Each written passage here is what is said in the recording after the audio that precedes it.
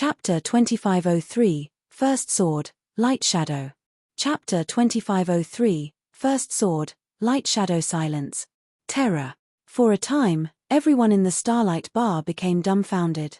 Shifeng had deflected the young assassin, who seemed as strong as a Tyrannosaurus Rex and was fully capable of concealing his aura, with a normal attack. Who would ever believe this? Is he really a Tier 3 player? The ruthless man from Stormheart was stunned when he saw the assassin embedded in the bar's wall. The assassin youth still had most of his HP remaining, but that was precisely what frightened the ruthless man. If Shifeng had merely noticed the assassin's movement and found an opportunity to strike the youth's weak point, it would have still shocked the man, but he would have, more or less, understood how Shifeng's attack and thrown the assassin. However, seeing that the assassin had only lost a small amount of HP from the hit made it clear that Shifeng's sword hadn't struck the assassin directly. The youth had actually blocked the attack with his own blades. In a battle of brute force, the young assassin had lost. The assassin youth's basic attributes rivaled that of a Grand Lord ranked archaic species of the same level. Not even ordinary Tier 3 players with active berserk skills were that strong. And yet, Shifeng had emerged victorious in a battle of strength. Moreover, the swordsman had done so without relying on skills or tools. He hadn't used a berserk skill, either. He had merely executed a normal attack. When Mythology's other members saw the assassin embedded in the wall, they, too, were dazed. Sandstorm lost. How is that possible? Did he fail to control the battle array's power? All of these Mythology members knew just how powerful a player was after the boost from the advanced battle array the assassin youth, Sandstorm, had used. Sandstorm would even have the strength to take on Tier 4 mythic monsters, not to mention Tier 3 players. Using the advanced battle array was expensive, so they couldn't use it casually. The only reason that Silver Ghost had agreed was to prove Mythology's strength to Zero Wing. None of them had expected this outcome. Shifeng had sent Sandstorm flying with a normal attack. For a moment, they wondered if Sandstorm had been careless and failed to grasp the battle array's power. How is he so strong? Phythalia, on the other hand, stared at Shifeng's back with wide, astonished eyes. Although she had heard McAfee and the others claim that Shifeng was a monster-level expert, she had assumed that was only the case against ordinary Tier 3 players. However, she had just watched him throw one of Mythology's experts, whose strength had been enhanced by an advanced battle array, with one normal strike. Just what was going on? While everyone wrestled with their shock over the situation, Silver Ghost turned to Shifeng, guessing, "So, you've unlocked your mana body's full potential already." In his opinion, Shifeng's strength was secondary. What was more impressive was the fact that the swordsman had kept track of Sandstorm's movements. No ordinary Tier 3 player should be able to sense Sandstorm's aura, and with the assassin's speed, keeping track of him visually should be impossible. The only explanation Silver Ghost could think of was that Shifeng had fully unlocked his mana body and relied on his mana body's incredible mana to create a mana field around himself. Shifeng had then relied on the mana field to locate Sandstorm. They could conceal their auras thoroughly, but their physical existence remained. Their ability didn't hide them from mana, which was how Shifeng could rely on his mana field to locate the assassin. Silver Ghost's statement caused an uproar within the Starlight Bar. What? He's already unlocked his mana body's full potential? I haven't even heard of a single expert among the various superpowers to accomplish that feat, have you? Any player capable of visiting the Starlight Fortress was an expert, and many of them had already reached Tier 3. Naturally, the topic of Tier 3 mana bodies had long since become a hot topic among players like them. It had already become common knowledge that players wouldn't be able to exhibit the full power of a Tier 3 class after completing their Tier 3 promotion quests. They still needed to unlock their mana body's potential. Unfortunately, that wasn't an easy task. Most players didn't even have a clue about how to go about unlocking their mana bodies. All they could do was work to improve their mana control. And yet, while players were still trying to figure out how to start unlocking their mana bodies, they learned that Shifeng had already completed the task. Why wouldn't they be surprised? It's no wonder why he dared to provoke Mythology. Realization dawned on Crow when he heard Silver Ghost's statement. He had wondered why Shifeng was confident enough to make an enemy of Mythology. These mythology experts were incredibly powerful, and after they activated their battle array, they'd become monsters that current players stood no chance against. Only the Starlight Fortress's divine dragon could suppress them. However, even after he realized what Shifeng had accomplished, Silver Ghost didn't panic. He actually smiled. The combat power boost from a fully unlocked mana body is certainly amazing. I hadn't considered that Sandstorm wouldn't be a match for you, even after activating his advanced battle array, Silver Ghost told Shifeng. However, I wonder how you'll fare against 8 experts on Sandstorm's level. As Silver Ghost finished speaking, the mythology members behind him promptly activated their battle arrays as well. In total, these players activated 7 more battle arrays, and the combined aura of the array's beneficiaries was so powerful that none of the Tier 2 players in the bar could move. As for the Tier 3 players, their legs began to tremble with fear. Meanwhile, Sandstorm pulled himself from the hole in the wall and sneered at Shifeng. "Punk. I'll admit that you're strong, but you're not strong enough to kill us. We can easily brush off your attack's damage with our enhanced recovery. This battle array even triples our stamina and concentration recovery rates. How long do you think you can last against us?" Sandstorm growled contemptuously. The advanced battle array didn't just increase his basic attributes, it also boosted his maximum HP and defense. Right now, his defense was twice as high as Tier 3 MTS of the same level, and he had more than 2 million HP. Shifeng's attack might have had a lot of impact, but he had only taken a little over -10,000 damage. It wasn't even enough to itch. The spectators, who had relaxed after Shifeng's counterattack, fell silent again, and Phythalia continued to watch with a grim expression. She had never dreamed that mythology had prepared so many advanced battle arrays. Shifeng was likely at his limit dealing with 1 expert empowered by an advanced battle array, but now, he'd have to take on 8 of these experts. Moreover, every one of his opponents had incredible defense and HPs. They could easily whittle Shifeng down until he died. "Let's see you try," Shifeng indifferently replied, sweeping his gaze over mythology's members. His comeback only incited another uproar within the bar. What?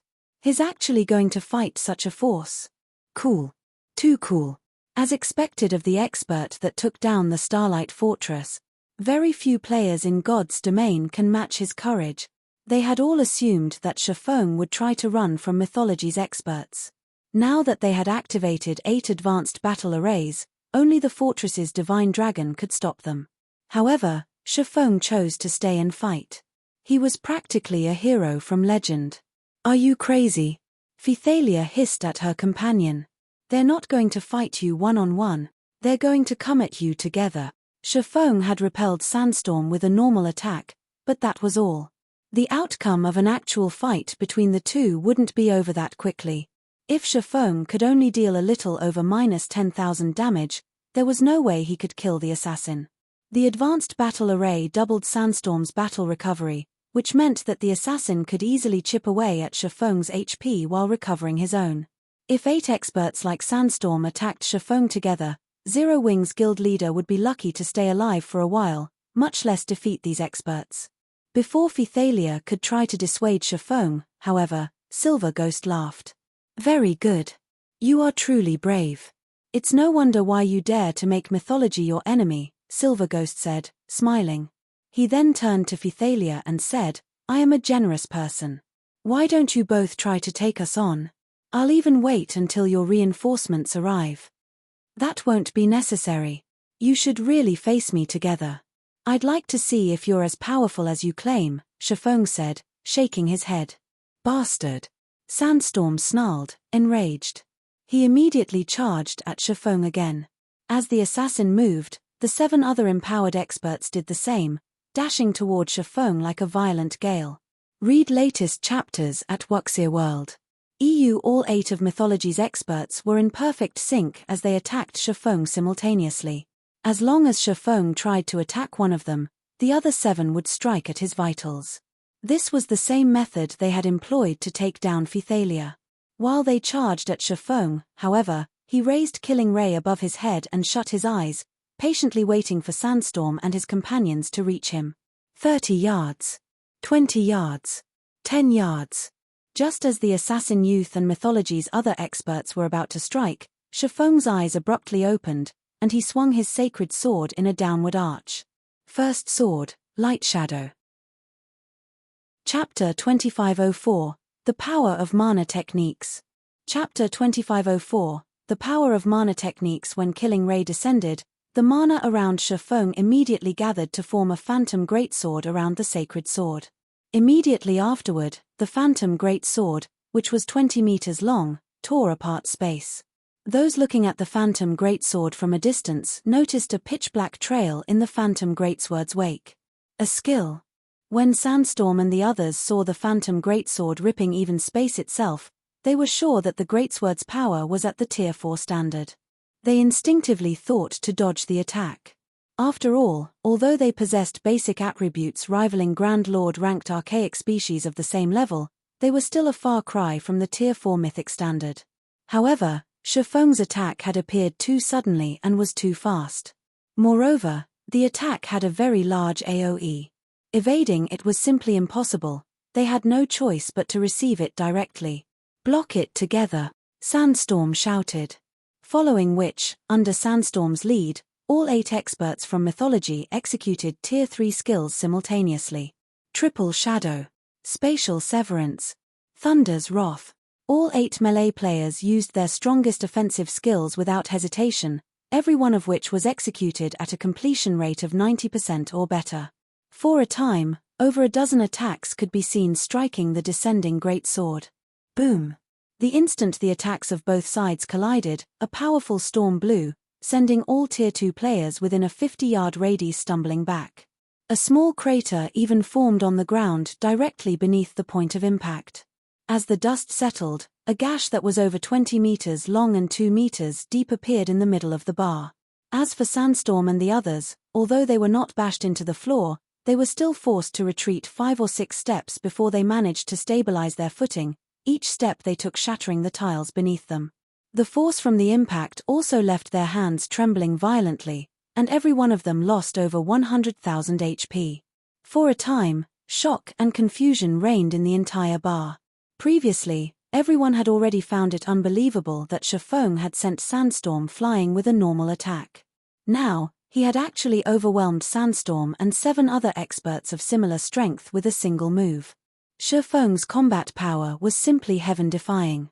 Skills executed with a fully unlocked mana body are actually so powerful. Crow's eyes brimmed with shock when he saw that Shifeng remained standing at his original location despite clashing with 8 of mythology's empowered experts. Although everyone had gained a general understanding of the mana body after reaching Tier 3 and knew that the mana body could provide a player with a huge boost in combat power, he had never imagined that the boost would be this amazing. At this moment, aside from Crow, many other Tier 3 players also grew excited upon seeing this scene. Now, their desire and eagerness to fully unlock their mana bodies waxed even higher. After all, Shifeng had just proven to them that it was possible for a Tier 3 player to exhibit power at the Tier 4 standard. This meant that they could clash against mythic monsters of the same level. They might not be able to kill mythic monsters yet, even with that kind of power, but they would, at least, have the foundations to raid mythic monsters. Mythic monsters. At this stage of the game, level 100+ mythic monsters were bosses that generally only first-rate powers or above could raid. However, players could get rich overnight from the loot these bosses dropped. Meanwhile, Phythalia, who stood behind Shifeng, was also momentarily stunned by this scene. She never thought that Shifeng's strength had reached such frightening heights. He had actually managed to overwhelm 8 of mythology's empowered peak experts single-handedly. With this kind of strength, Shifeng alone would most likely be more than enough to safeguard the entire Starlight Fortress. Nobody would be capable of threatening the Starlight Fortress so long as he was present.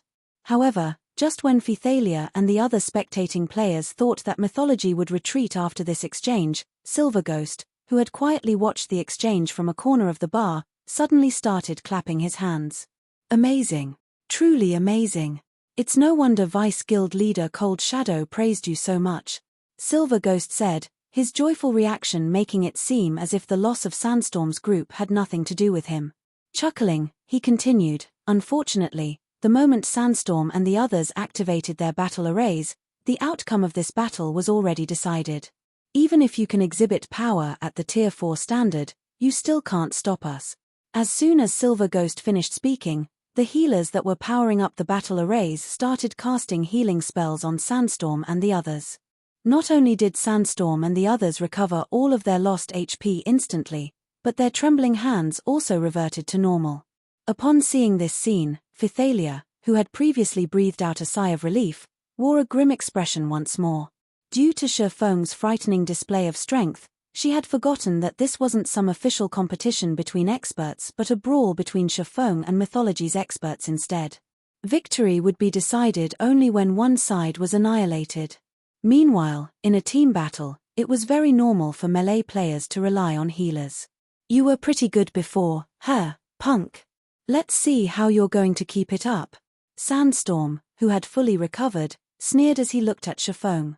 The swordsman's strength had indeed exceeded his expectations. However, the 8 of them weren't having a duel with Shifeng right now but a fight to the death. If Shifeng couldn't kill them, this battle would not end.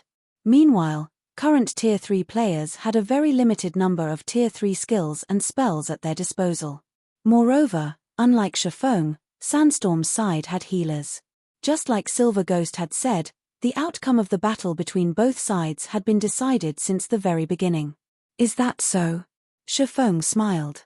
As soon as Shifeng finished speaking, he held Killing Ray with both hands and raised the sacred sword overhead once again. The mana inside the bar immediately swarmed toward the sacred sword. Impossible. Sandstorm fell into a daze at this extremely familiar scene. The cooldown of skills and spells generally increased, the stronger and higher tiered they became. Since Shifeng had exhibited power at the Tier 4 standard with his attack, the skill he had used should have had a cooldown of several minutes or, at least, a few dozen seconds. However, only about 6 seconds had passed since Shifeng executed his attack, yet he was using the same move again. This shouldn't be possible. However, before Sandstorm and the others could snap out of their daze, Shifeng's Killing Ray was already chopping at them once more. Just like before, a gigantic, phantom greatsword appeared out of thin air and descended on Sandstorm's group like a mountain. However, after all was said and done, Sandstorm and the others were peak experts who had fought on many battlefields before.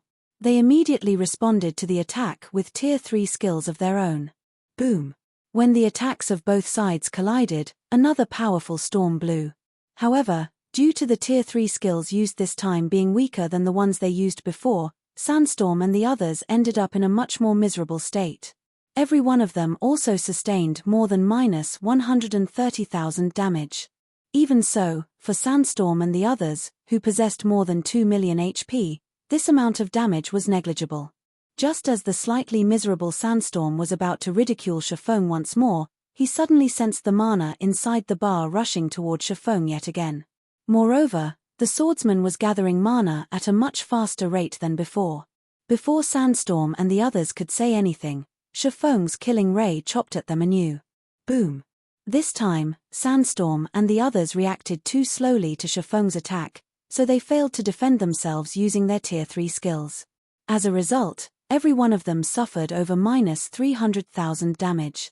Read latest chapters at Wuxia World. EU bastard. I've already said that the outcome of this battle has been decided from although Sandstorm, who was close to kneeling on the ground, tried to retaliate with mockery. Before he managed to finish his words, Shifeng swung Killing Ray down again. Once. Twice. Thrice. For a time, explosions rocked the entire Starlight Bar, one after another. Aside from this sound, nothing else could be heard inside.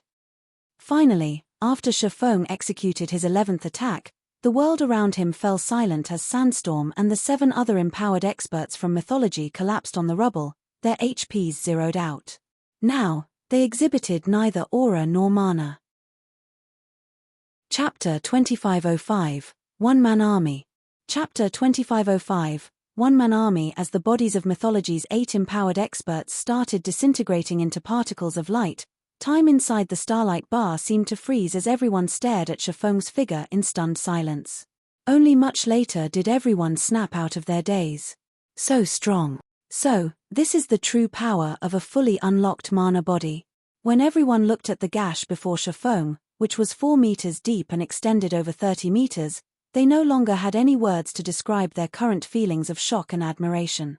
Although every one of mythology's empowered experts was ridiculously strong and more than capable of annihilating all the spectating players inside the bar, in front of Shifeng, mythology's 8 empowered experts were as frail as little children. They didn't even manage to put up any resistance whatsoever before getting a Nile happy smiley. The strength Shifeng displayed thoroughly shattered everyone's understanding of the strength of Tier 3 classes. At the same time, all of the independent experts present gained newfound hope. Originally, in a fight between Tier 3 players, the outcome would generally be determined by the number of Tier 3 players each side possessed. An individual Tier 3 player couldn't change the outcome of a team battle involving Tier 3 players. Hence, everyone believed that if Tier 3 independent players wished to avoid getting suppressed, they had no choice but to join a superpower. However, Shifeng had thoroughly shattered this belief. In front of him, feared and revered Tier 3 players were nothing. Even a group of Tier 3 experts would fall to him in just a few moves. Shifeng had proven that, even if one was alone, one could still play the role of an army. Just like the heroes of legends, he had the strength to change the fate of an entire kingdom or even an empire. Meanwhile, so long as they fully unlocked their own mana bodies, they, too, could replicate Shifeng's feats. Commander, with that kind of combat power, don't you think that Black Flame is stronger than the 5 great super guild's true monsters? The ruthless man from Stormheart asked Crow, his eyes filled with reverence as he gazed at Shifeng. Since Shifeng had single-handedly defeated 8 peak experts with combat power rivaling Grand Lord-ranked archaic species of the same level, his strength could definitely rank at the top among the experts on the Western continent. The feat he accomplished today would start a new chapter of development in God's domain and maybe even the virtual gaming world. Throughout the long history of the virtual gaming world, the various superpowers had constantly oppressed the experts belonging to non-superpowers. There was no way to reverse the situation. This was especially true with the 5 great superguilds that stood above even the various superpowers. The 5 great superguilds were not existences that individuals could hope to challenge. However, Shifeng had broken this curse time after time. First, Shifeng had made Netherworld Empire concede by using a divine dragon. Now, he had defeated mythology's monstrous team with his own strength. Such amazing battle records would definitely be immortalized in the annals of the virtual gaming world. I don't know whether he is stronger than the 5 great superguilds' true monsters or not, but after today's battle, Black Flame's name will most likely spread throughout the Western continent. No one would dare have any ideas about the Starlight Fortress anymore, Crow said, excitement flashing across his eyes as he looked at Shifeng. The 5 great superguilds were the absolute titans of the virtual gaming world. Many newly risen superpowers might have challenged the 5 great superguilds before, but it had been over 2 decades since a non-superpower had dared to do so. Now, not only did Shifeng challenge mythology's prestige, but he had even routed the great superguild. Just this point alone was more than enough to make Shifeng the topic of discussion for the Western continent's independent players and shake the foundations of the entire continent. This was because Shifeng's feat had illuminated the path for players that did not belong to the various superpowers. Moreover, with the strength Shifeng had just displayed, Crow believed that no one could threaten the Starlight Fortress so long as Shifeng was present. In fact, Crow suspected that, even if today's matter spread, no one would believe it. The benefits provided by a fully unlocked mana body are actually that excellent. While the spectating players inside the bar were filled with shock and excitement over this matter, Phythalia was gaping at Shifeng in surprise and confusion from behind him. In God's domain, any powerful skill or spell possessed a long cooldown, even Tier 0 skills and spells. However, Shifeng had executed the same devastating attack 11 times in a row with almost no gap between each attack. He couldn't have executed a combat technique, as combat techniques relied on the movements of the physical body to execute powerful attacks. Moreover, combat techniques would not attract mana or make it manifest as a giant greatsword. The only explanation Phythalia could think of for this situation was that Shifeng's attack was a special effect resulting from fully unlocking his mana body. If that was the case, Then what Divine Tribe needed to do from now on wasn't to devote its efforts to raiding super large-scale team dungeons or increasing the number of Tier 3 experts it had, but figuring out how to unlock the mana body of players. Otherwise, just one expert with a fully unlocked mana body could dictate the direction of a guild war. In fact, just the presence of one such expert might make raiding current super large-scale team dungeons possible. Meanwhile, the mythology members still inside the bar were momentarily dumbfounded by this situation. They had never imagined that Shafong would actually be powerful enough to destroy Sandstorm's group with just 11 attacks. Sandstorm and the others each boasted more than twice the defense of ordinary Tier 3 MTS. Their HPs also exceeded 2 million. They could survive against actual mythic monsters for quite some time. However, Shafong had taken no more than 8 seconds to finish them off. He defeated Sandstorm's group so quickly that the rear-line healers couldn't save them. Vice Commander, 8 of our advanced battle arrays have already shattered. We only have 1 remaining. Should we continue fighting? A Tier 3 Ranger asked Silver Ghost.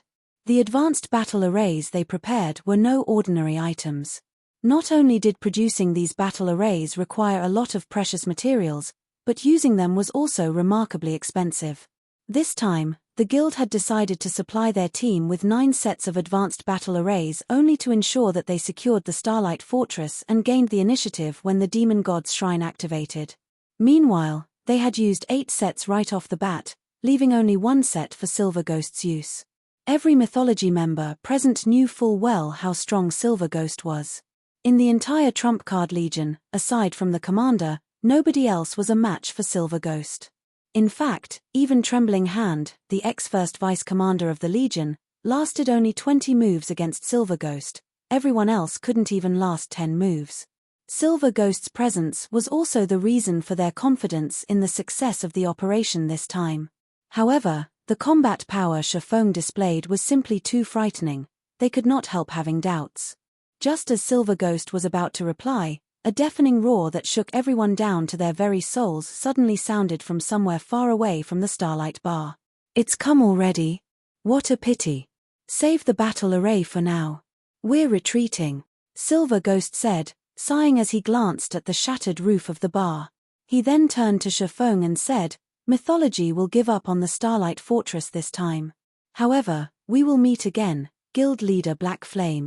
As soon as Silver Ghost finished speaking, a spatial tier opened up before him. Even though the Divine Dragon had already used spatial imprisonment on the space around the Starlight Bar, it actually failed to stop the spatial tear from forming.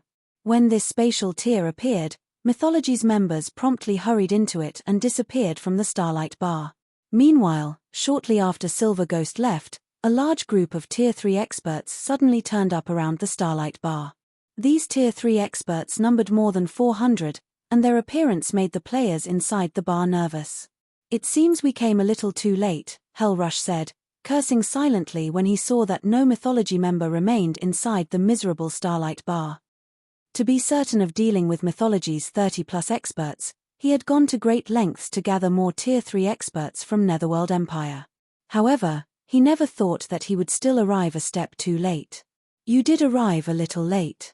The battle just ended, and mythology's experts have left already, Phythalia said, nodding.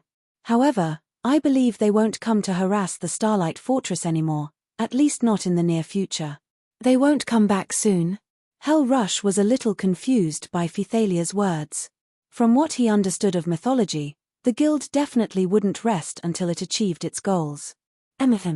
You can see what happened yourselves. Phythalia did not wish to dwell on the matter. Instead, she sent Hellrush and the others the battle video she recorded. This was because even she herself couldn't understand many aspects of this battle. It would be much better for Hellrush and the others to watch it themselves. In the video, Shafong could first be seen sending Sandstorm flying with a normal attack. Then, he could be seen thoroughly overwhelming Mythology's 8 empowered peak experts. Throughout the whole exchange, he looked like a god, an existence that players could not resist. Whether it was Hellrush and the other Hell Legion members or McAfee and Crimson Witch, who had made contact with Shafong shortly after he arrived on the Western continent, every one of them nearly had their eyes fall out of their sockets. For a moment, They all wondered if the Shifeng portrayed in the video was the same person they knew. Read latest chapters at Wuxia World. It had only been a while since they last met Shifeng, yet not only did Shifeng manage to fully unlock his mana body during this period, but he had even gained enough strength to defeat 8 peak experts possessing the strength of Grand Lord ranked archaic species all by himself. Was he still human? Meanwhile, during the time Hell Rush and the others were flabbergasted over this matter, battle videos showing Shifeng's fight in the Starlight Bar started spreading like the plague. These videos soon landed in the hands of the Western continent's various superpowers. What's going on? Mythology was defeated. Chapter 2506, Fame Spreads. Chapter 2506, Fame Spreads. News of Mythology's defeat was like a magnitude 8 earthquake. None of the various superpowers could believe it. Previously, Netherworld Empire's concession had already been plenty shocking to them. However, Netherworld Empire's decision was still understandable, as the Divine Dragon really wasn't an existence that players could oppose. Now, despite Mythology having gained a method to evade the Divine Dragon's detection, it had still failed to gain control over the Starlight Fortress. Moreover, Mythology's failure wasn't even due to the Divine Dragon, but Shifeng, a Tier 3 player. How could they possibly bring themselves to believe this news? This was one of the virtual gaming world's 5 great super guilds they were talking about. It had already been many years since an individual player could resist the assault of one of the 5 great super guilds. Every person who had attempted to do so had been thoroughly suppressed, left with no choice but to submit to the will of the 5 titans. Now, however, not only did Shifeng stand in Mythology's way, but he had even single-handedly killed 8 of Mythology's monstrously strong experts. The various superpowers' upper echelons immediately took action.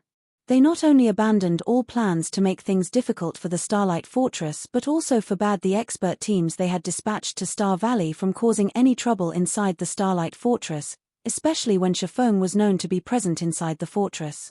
The reason for their decision wasn't just Shifeng's repulse of Mythology's assault but his monstrous strength. Let alone killing a few Tier 3 experts, even annihilating a 100-man team of Tier 3 experts would be child's play for him. Shifeng was truly a one-man army and an existence that had to be feared. In addition, the Starlight Fortress was currently the only captured fortress in Star Valley. If the various superpowers wished to develop properly in the Forbidden Land, then having access to the Starlight Fortress was a must. If they ended up barred from the fortress, they would definitely die of regret. As for taking direct action to capture the fortress, that was utterly impossible. After all, if even Mythology was helpless against the Starlight Fortress, what could they possibly do? For a time, the various superpowers experts that arrived inside the Starlight Fortress could be seen behaving obediently like harmless sheep. Meanwhile, inside the Starlight Fortress's Fortress Lord's mansion, Shifeng was currently swamped with work. Due to Mythology's defeat and the various superpowers becoming meek, the number of players willing to visit the Starlight Fortress had skyrocketed. These new visitors included many merchant players. Some trading firms had even sought to partner with Zero Wing and offered to rent the Starlight Fortress's shops at a high price. The entire Starlight Fortress became very crowded.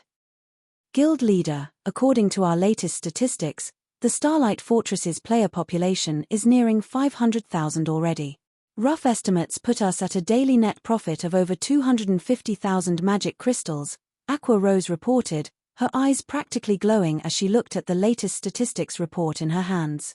At this rate, it will only take us a few more days before we can repair the large battlefield inside the Fortress Lord's mansion.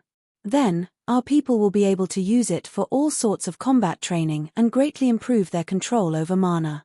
Although the Starlight Fortress was an ancient fortress, it couldn't be expanded. In other words, it was impossible to raise the population limit of the fortress. However, it was still possible to conduct repairs on the fortress's basic facilities and increase the fortress's abilities. Among the various facilities available inside the Starlight Fortress, the one that was most useful to players was the large battlefield. Unfortunately, it cost 1.5 million magic crystals to repair it. Originally, it should have been impossible for Zero Wing to repair the large battlefield in the near future. However, now that the Starlight Fortress had such a large player population, the amount of time it would take to gather funds for repairs should be significantly shorter. The large battlefield was something like a special dungeon on the first underground floor of the Fortress Lord's mansion. Inside this large battlefield, players could fight against all kinds of simulated monsters in the Starlight Fortress's ancient environment. By training inside the large battlefield, players could make tremendous progress in improving their mana control. After all, fighting in a life-or-death battle was many times more efficient than sparring with other players in a combat room. So long as this large battlefield was repaired, Zero Wing could continuously transfer its core experts over from the Eastern continent to undergo training here, allowing them to unlock their mana bodies several times faster than experts of the various superpowers. The population has increased to such an extent already. Shifeng was a little surprised by Aqua Rose's report. Although he had long since known that his battle with mythology and the activation of the demon god's shrine would trigger a period of rapid development for the foreseeable future, he never thought that the fortress would develop this quickly. It's a pity that the Starlight Fortress is only a small fortress. Otherwise, we would earn many more magic crystals, Aqua Rose said with some disappointment. Magic crystals were becoming increasingly important to current players. This held true even on the Eastern continent. The reason for this was the demand for magic crystals for the production of high-level weapons and equipment. Now, despite Zero Wing having gained an opportunity to earn a large amount of magic crystals, this opportunity was restricted due to the Starlight Fortress's limitations. A small fortress is already more than enough for us. After all, our foundations on the Western continent are too shallow. Even if a medium, or even large, fortress were presented to us, we wouldn't be able to manage it, Shifeng said when he saw the disappointed look on Aqua Rose's face. I understand this, as well. The limitation of sending only 10 players to the Western continent per week is really restricting. It would be great if we could increase that number slightly, Aqua Rose said. She had experienced the Western continent's benefits already. The development of mana control here was especially excellent compared to the Eastern continent. If possible, she really wished she could transfer all of Zero Wing's main force members over. With the help of the Starlight Fortress, Zero Wing wouldn't have to worry about its Tier 3 members lacking strength. Let's not rush the matter of sending more people over for now. Since we can activate the large battlefield soon, have Yang Tianxing's side make the necessary preparations to start an Adventurers Alliance branch here. Members of the Alliance can accumulate points by completing Alliance-issued quests. Afterward, they can use these points to exchange for time inside the large battlefield or other items. In fact, if their rank in the Alliance is sufficiently high, they can even exchange their points for a private house inside the Starlight Fortress, Shifeng said. It would take too long for Zero Wing to send an adequate number of members over to the Western continent. Moreover, as players continuously leveled up, more Tier 3 players would fully unlock their mana bodies. Shifeng might be able to defend the Starlight Fortress all by himself now, but he couldn't do so forever. After all, he had plenty of other matters to attend to. He couldn't stay cooped up in a single location for long. If he wanted the Starlight Fortress to experience long-term stability or Zero Wing's development on the Western continent to accelerate, he needed sufficient manpower and resources. Previously, he had still been troubled as to how to go about doing so. However, with the Starlight Fortress's current popularity and the soon-to-be-repaired large battlefield, attracting a large number of independent experts to join or ally with Zero Wing was definitely feasible. Meanwhile, with a sufficiently large number of experts on its side, Zero Wing would have an easy time establishing itself on the Western continent and securing a sizable chunk of the Western continent's resources. Guild leader, Hell Rush just sent a message stating that Netherworld Empire's higher-ups have agreed to our offer. They are willing to accept our employment, but they have one condition we absolutely must meet. All of the Hell Legion's members should fully unlock their mana bodies within 1 month. Otherwise, they want 20% of the Starlight Fortress's shares as compensation, Aqua Rose reported, frowning. Fully unlocking one's mana body was easier said than done. She and the others had managed to accomplish this feat only because they had the fortune of entering the Starlight Fortress's Legacy Gate and Legacy Room. Meanwhile, Netherworld Empire was asking Zero Wing to help the Hell Legion fully unlock their mana bodies. No matter how she looked at this situation, it was simply impossible. It seems they have finally thought things through. Shifeng smiled when he heard Aqua Rose's words. All right, agree to their conditions. Originally, he had considered Netherworld Empire's agreement to his offer unlikely. After all, the Hell Legion was Netherworld Empire's strongest trump card legion. Not only did the legion consist of 300 Tier 3 experts, but these players were experts among experts. Fortunately, it seemed that the performance he had put on with mythology was quite effective. The Holy Annihilation mana technique was incredibly powerful. Just the first sword, Light Shadow, already allowed him to exhibit power at the Tier 4 standard. However, the complexity of Light Shadow was far greater than even bronze combat techniques. The burden it placed on its user's concentration was likewise much greater than that of a bronze combat technique. Read latest chapters at Wuxia World. EU. After executing Light Shadow 11 times in a row, he had expended more than half of his concentration already. Had he executed Light Shadow a few more times, he might have entered a state of mental exhaustion. Then, his opponents could have slaughtered him. Guild leader, we're talking about helping them fully unlock their mana bodies in 1 month, Aqua Rose said worriedly. If Netherworld Empire's demand were simply to upgrade the Hell Legion's level or equipment standard, she wouldn't have been too concerned. However, players mainly had to rely on themselves to unlock their mana body. There were too many variables that could affect this process. Meanwhile, as more time passed, the number of Tier 3 experts Zero Wing possessed would continuously increase. There was no need for Zero Wing to be in such a rush to gain Tier 3 experts, using even the Starlight Fortress as a wager. Relax. The process of unlocking the mana body isn't as difficult as you think, Shifeng said, chuckling as he looked at Aqua Rose. Moreover, many matters in God's domain need to be done sooner rather than later. A delay would mean missing out on many opportunities. In any case, now that Netherworld Empire has agreed to our offer, it's time we returned to the Eastern Continent. If it were before he had fully unlocked his epic mana body, he really wouldn't be confident of fulfilling Netherworld Empire's condition. However, after absorbing the bountiful knowledge in Eliadi's memory crystal, helping the Hell Legion's experts fully unlock their mana bodies within 1 month wasn't a difficult task at all. After all, every one of the Hell Legion's experts was a genius even in the eyes of the various superpowers. Chapter 2507, Returning to the Eastern Continent. Chapter 2507, Returning to the Eastern Continent. We're returning so soon? But we just managed to stabilize the situation here. The Starlight Fortress has also just entered a phase of rapid development. If we leave now, I'm afraid problems will crop up in no time at all. Aqua Rose could not help being confused when she heard Shifeng say that they were returning to the Eastern Continent. The Starlight Fortress aside, what should we do about the Hell Legion's 300 experts? Do you intend to have them guard the Starlight Fortress, Guild Leader?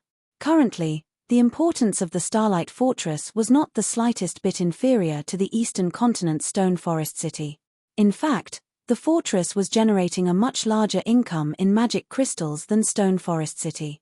It would be a huge waste if they simply packed up and left after making a quick buck.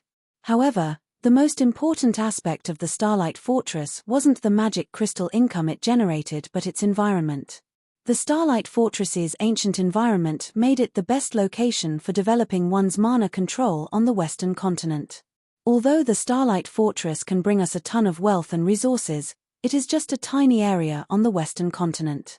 If we wish to have a truly stable foothold on the Western Continent and gain a constant supply of resources from it, we need a kingdom or empire of our own. With just the number of players the Starlight Fortress is capable of attracting, securing a place of our own on the Western Continent will be a pipe dream, Shifeng explained, smiling. Therefore, before the Eastern Continent superpowers shift their development focus toward the Western Continent, we need to occupy as many teleportation portals on the Eastern Continent as possible and send our members over. Otherwise, with just the one portal we currently possess, securing our hold over the Starlight Fortress will be our limit. Originally, he had not planned on extending Zero Wing's development to the Western Continent, merely on gaining some additional resources for the guild. After all, travel between the two main continents was simply too difficult. With Zero Wing's current ability, developing on both continents simultaneously was impossible. However, after acquiring the Starlight Fortress and the Silver Divine Dragon, as well as witnessing the power of mana techniques, he had changed his mind. During his previous life, the various superpowers had not placed much importance on mana techniques. Hence, he had thought that mana techniques were nothing to write home about. However, after witnessing and learning the Heavenly Blue Saint Eliadi's mana technique, he understood just how much help mana techniques could provide players in challenging their future promotion quests. This was especially true for the Tier 4 promotion quest. Mastering a proper mana technique should reduce the difficulty of players' Tier 4 promotion quest by at least 30%. Even if players failed to master a mana technique, the knowledge they gained should still improve their combat power by a significant margin. After all was said and done, Tier 3 was only a transitional phase for the various powers of God's domain. Ultimately, the ones who would truly decide the strength of a power would be the experts standing at the peak of the game. This was also the reason why first-rate powers could never compete with the various superpowers. Meanwhile, the Starlight Fortress was currently the best location for players to develop their mana control. However, the current teleportation portal Zero Wing controlled only allowed a maximum of 10 players to be teleported to the Western continent each week. Just transferring all official and reserve members of Zero Wing's main force to the Western continent would take several months. By then, everything would be too late. Time waited for no man. With God's domain's current popularity, the development of powers was absurdly fast. This was especially true for the superpowers. With the number of experts and territories the various superpowers occupied, so long as they had sufficient funds and resources, their development speed could be far superior to the current Zero Wings. Hence, what Shifeng needed to do now was occupy more teleportation portals on the eastern continent, thereby increasing the number of players Zero Wing could send to the western continent. That way, the guild would be able to secure resources and advantages from both continents. At that time, the development speed of its experts would easily outstrip that of the various superpowers experts. Aqua Rose's eyes glowed with excitement at Shifeng's words. If Zero Wing truly became capable of teleporting a large number of experts over to the western continent, then the guild would no longer have to worry about clashing with the various superpowers in the future. It might even become a true superpower. After all, the various superpowers might be superior to Zero Wing when it came to the number and quality of expert players, but in terms of guild resources and income, Zero Wing was not the slightest bit inferior to ordinary superpowers. Guild leader, in that case, why do we need to employ the Hell Legion? In any case, the Starlight Fortress shouldn't face any problems in the short term. During this time, so long as we can continuously transfer large batches of players over to the Western continent, including the 10 of us here, we won't need the Hell Legion to defend the Starlight Fortress at all, Aqua Rose explained. She did not doubt Shifeng's ability to find more teleportation portals. After all, he had created plenty of miracles before. However, she still felt that employing the Hell Legion was a huge waste. After all, the Hell Legion operated only on the Western continent. Meanwhile, unlocking the mana body was a difficult task. Rather than waste time helping other people unlock their mana bodies, it would be much better to help their own guild's Tier 3 experts instead. That way, the guild would receive even greater benefits. The Hell Legion is currently one of the strongest legions in God's domain. How can I possibly waste their strength on guarding a fortress? I plan to bring them back with us, Shifeng explained, chuckling when he saw the look of confusion on Aqua Rose's face. There was no need for him to worry about the Starlight Fortress's security for the near term. After all, he had just defeated mythology. Before the various superpowers gathered sufficient power, they wouldn't dare do anything against the Starlight Fortress unless they no longer wished to mingle in Star Valley. They're returning with us. Aqua Rose was momentarily stunned when she heard Shifeng's words.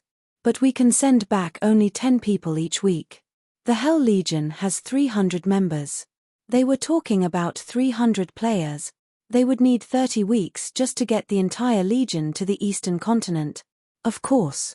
Why would I employ them otherwise? Shifeng retorted, smiling. The ancient teleportation portal might be our only way of traveling from the eastern continent to the western continent, But we're not limited to just one method of travel if it's the other way around. Other powers could only rely on ancient teleportation portals to travel between the two main continents. However, Zero Wing was a different story. If that weren't the case, he would never have made such a promise to Netherworld Empire. Is it really possible?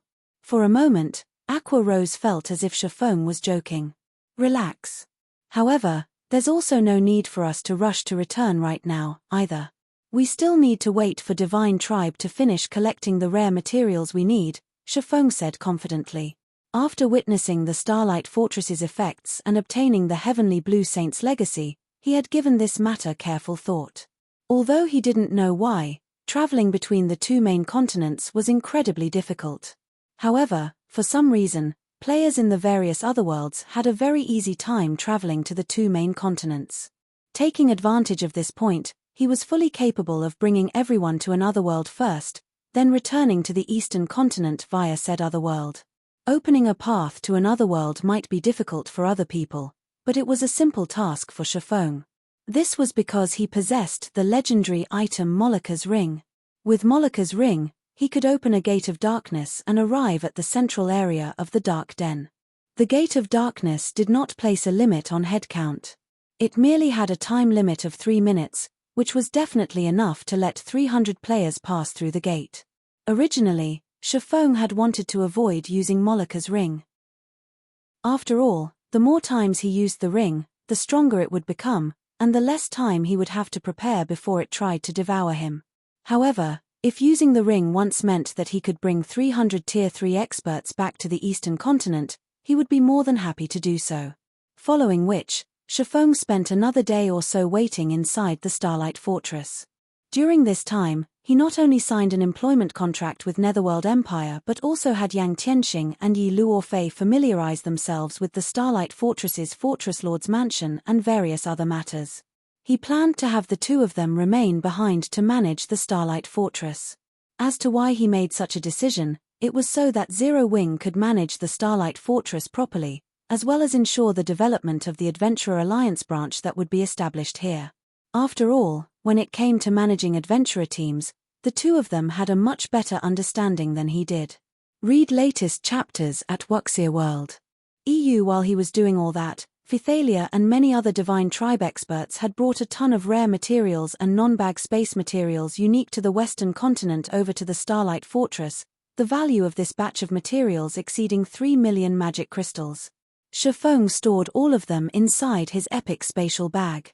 Once he brought these things back to the eastern continent, he would definitely make a killing. Guild leader, the Hell Legion and Fire Dances group have already gathered, Aqua Rose reported as she met Chiffon on the second-floor hall of the Fortress Lord's mansion, a hint of skepticism in her tone. Even now, she still couldn't bring herself to believe that Chiffon could transport over 300 players back to the eastern continent. All right, let's return to the eastern continent. Chiffon could not help smiling when he saw Aqua Rose's expression. He then started incanting and summoned a gate of darkness in the second-floor hall. After the gate opened, he ushered everyone into it. In no time at all, the crowded second-floor hall emptied out. Chapter 2508, Changes to the Dark Den. Chapter 2508, Changes to the Dark Den. In a rainforest at the periphery of the Dark Den central area, a huge gate made entirely of black fog suddenly appeared. The frightening amount of energy the gate radiated prompted the demonic creatures nearby to retreat involuntarily as they stared nervously at the 6-meter-tall gate. After the gate opened up, figures of players walked out of it in quick succession. What kind of place is this? The gravitational force here is so strong. It practically rivals the Star Tomb's first floors. Thunder Beast, who had just set foot into the rainforest, exclaimed in surprise.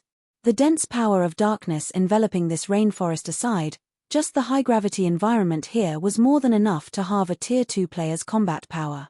Even Tier 3 players, like Thunder Beast himself, were affected quite significantly. The mana here is also very dense, close to 50% of the mana found inside the Starlight Fortress. If we can engage in combat here long-term, it'll definitely provide significant help toward honing our mana control, a Tier 3 elementalist said excitedly. Although the Starlight Fortress's ambient mana was much denser than this rainforest's, combat was prohibited inside the fortress. However, in God's domain, if players wished to improve themselves, the fastest way to do so would be by participating in life-or-death battles. Fighting in mana-dense environments was particularly effective, as players would have a much easier time controlling their mana, which would, in turn, allow them to practice and familiarize themselves with their mana control more efficiently. At this point, the eyes of the Hell Legion's members glowed with excitement. This was because the rainforest teemed with monsters above level 100. This place was an excellent location for not only training their mana control but also grinding for levels. Hell Rush and the others immediately understood why Shafong was so confident that he could help them fully unlock their mana bodies in 1 month. If they could fight in such an excellent environment, fully unlocking their mana bodies in 1 month would indeed be feasible. Meanwhile, Aqua Rose, who had followed Shafong to the Dark Den, was similarly surprised by this situation. She never thought that Shafong had actually kept such an excellent training ground hidden. The monsters here might not be very strong, with the majority of being level 100 chieftains and the strongest being level 100 plus great lords, but the environment here made it the perfect location for newly promoted Tier 3 experts to train in. Guild leader, you're too biased. You actually saved such an excellent location for others. If Zero Wings members had grinded here as soon as they hit level 100, we might have been able to double the number of Tier 3 experts we have by now, Aqua Rose grumbled. Aqua Rose's complaint rendered Shafong, who had just set foot into the rainforest, at a loss for words because this place was completely different from the central area he knew. Previously, when he used Molika's ring to teleport to the Dark Den's central area, he had arrived very close to the World Summit. Now, however, he couldn't even see the World Summit from where he stood. Moreover, his surroundings abounded with demonic creatures.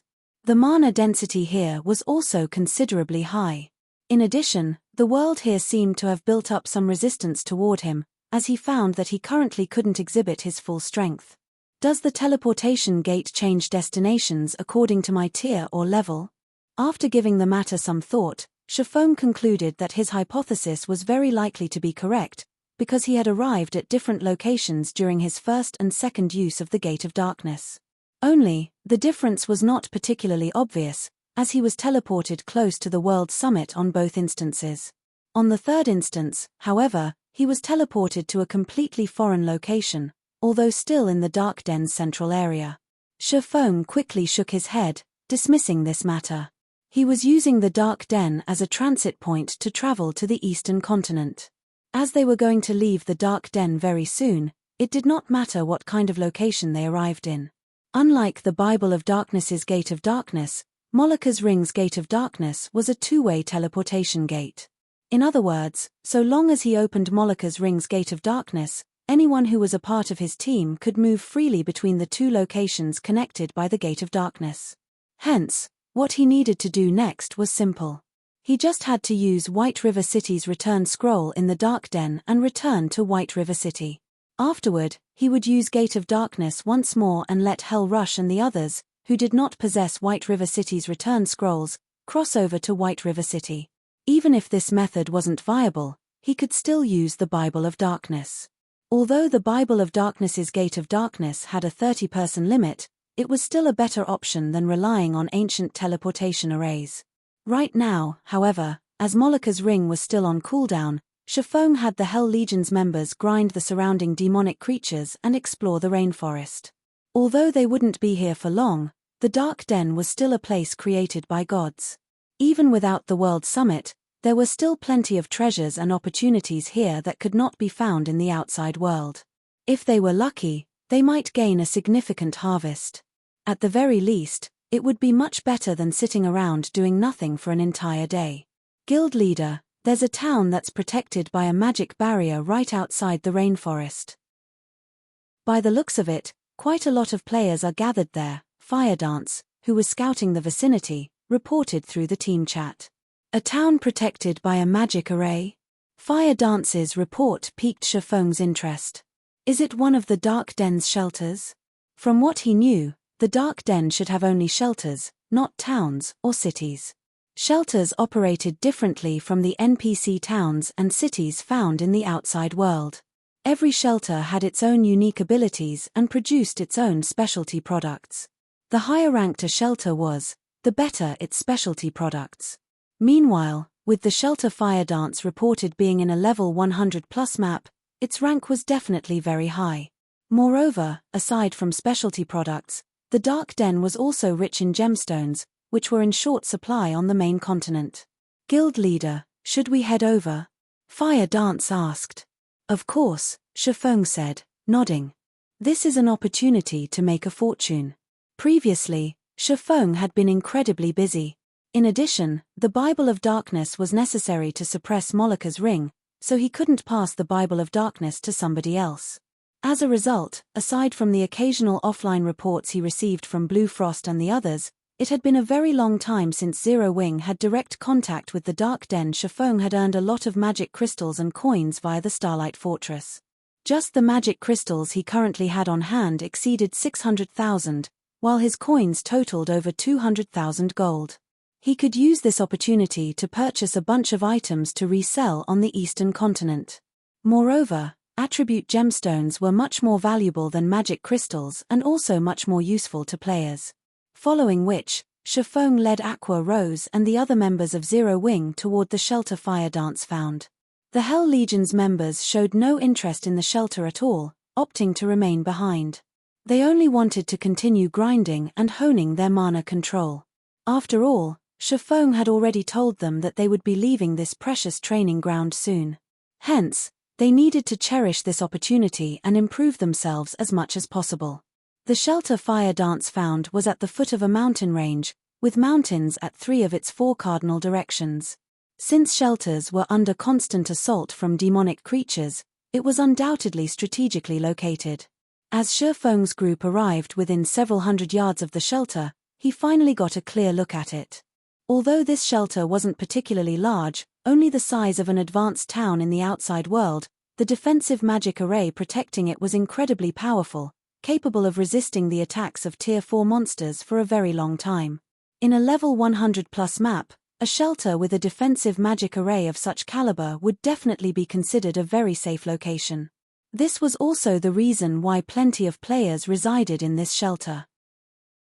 Shifeng estimated that the shelter could easily accommodate over 200,000 players. A player population of 200,000 might not be anything significant compared to the towns found in the outside world, but in the Dark Den, with its low player population, this was a very frightening number. Moreover, the residents of this shelter were very strong. Even the lowest level player Shifeng had spotted was level 104. At level 106 and level 107, the higher level ones could rival the levels of the various superpowers peak experts found in the outside world. The shelter's players were also considerably well equipped, with the weakest piece of equipment on them being level 100 mysterious iron rank and the majority being level 100 secret silver equipment. Some experts were even fully geared in level 100 fine gold weapons and equipment. However, for some reason, most of the weapons and equipment of these players stopped at level 100. Extremely few players sported level 105 equipment. In fact, even level 105 mysterious iron equipment was incredibly rare. When Shifeng's group arrived at the shelter's entrance, a level 106, Tier 3 female swordsman who looked both beautiful and capable suddenly approached them. I believe you are Vice Guild Leader Blue Frost's teammates. I have been waiting for you for a long time now, the female swordsman said excitedly. May I know when Vice Guild Leader Frost will arrive? Blue Frost. Shifeng could not help growing confused at this situation. The female swordsman before him was considerably strong. Not only was she at the Flowing Water Realm standard, but she was also just one small step shy of the Void Realm standard. When the female swordsman saw the confusion on Shifeng's face, she pointed at the 6-winged emblem he wore and asked strangely, "Are you not Vice Guild Leader Frost's companions?" Read latest chapters at Wuxia World. EU at this stage of the game, Tier 3 players were still incredibly rare, and Tier 3 players wearing Zero Wing's guild emblem were even rarer. Hence, she had concluded that Shifeng's group should be Blue Frost's companions. We are indeed companions, but probably not in the way you think we are, Shifeng explained. So, Vice Guild leader Frost's team still couldn't make it in time? The female swordsman grew a little dejected when she heard Shifeng's words. Meanwhile, as soon as this female swordsman finished speaking, a clear and pleasant voice suddenly came from a short distance away. Graceful, I told you long ago that rather than inviting Zero Wings Blue Frost, it would be much better to invite Crimson Emperor's Vice Guild leader Fantasy, yet you refused to listen. Now, we're doomed. Chapter 2509, Struggle over a Bronze Teleportation Gate. Chapter 2509, Struggle over a Bronze Teleportation Gate. Purple, why are you here? When the female swordsman named Graceful Monarch turned toward the clear and pleasant voice, joy and surprise flashed across her eyes. In the next moment, a beautiful level 107, Tier 3 female elementalist, dressed in light blue robes and holding a dark purple wooden staff, walked over to Graceful Monarch. Similar to Graceful Monarch, this female elementalist was almost at the Void Realm. However, in the female elementalist's presence, the surrounding mana was much tamer than before, looking as if it had found its owner. The appearance of this female elementalist immediately caught the attention of the surrounding players.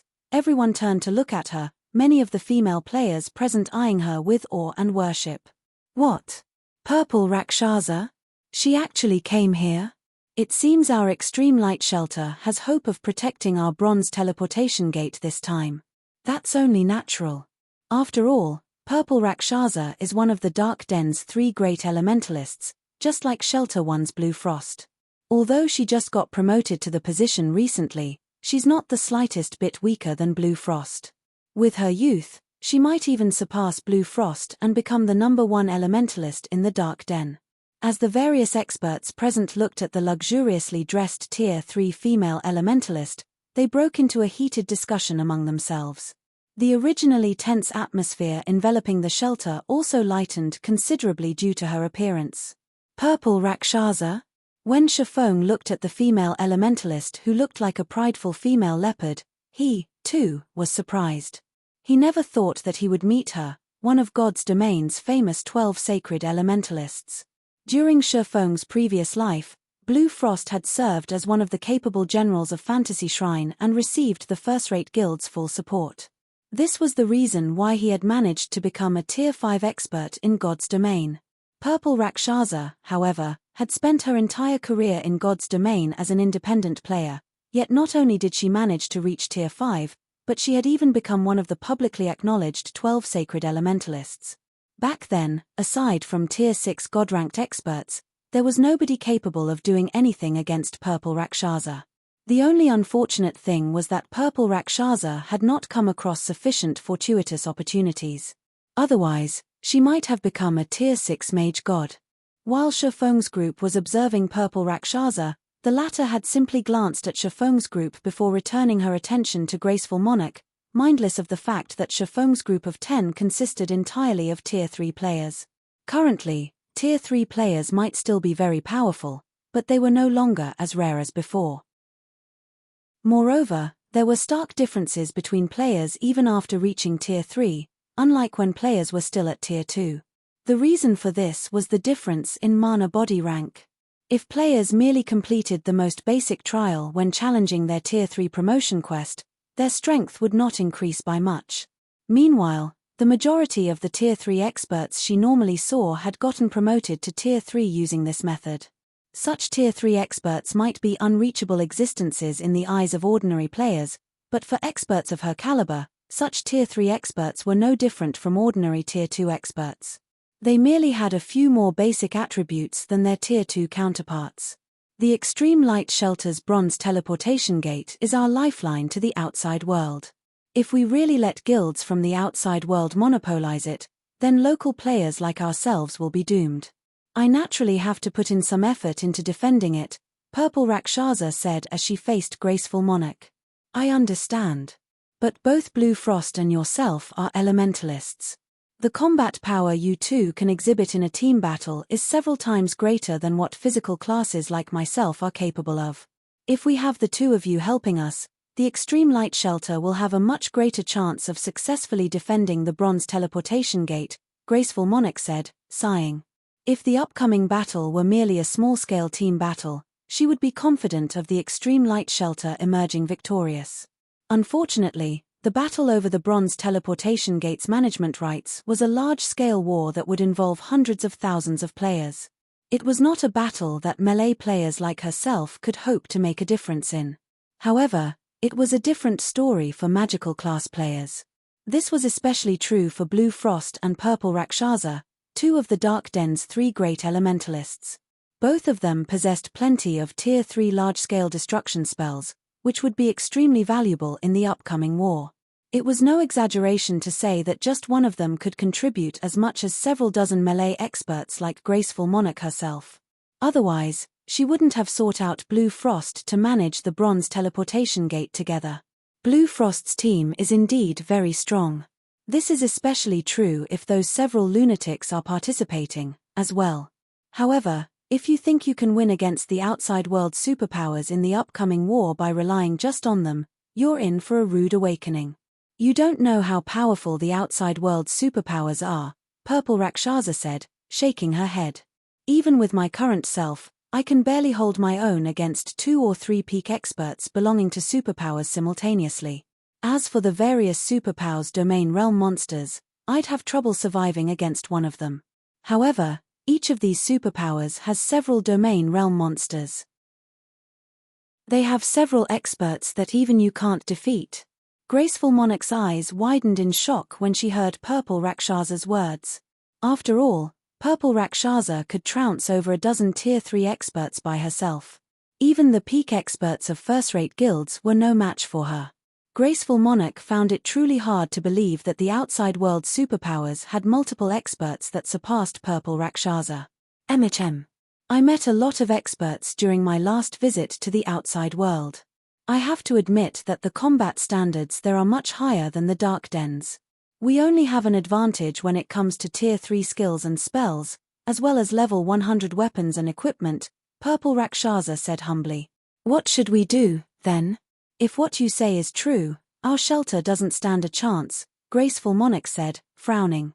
Although she had long since known that the outside world superpowers were not simple, she never thought that they were this strong.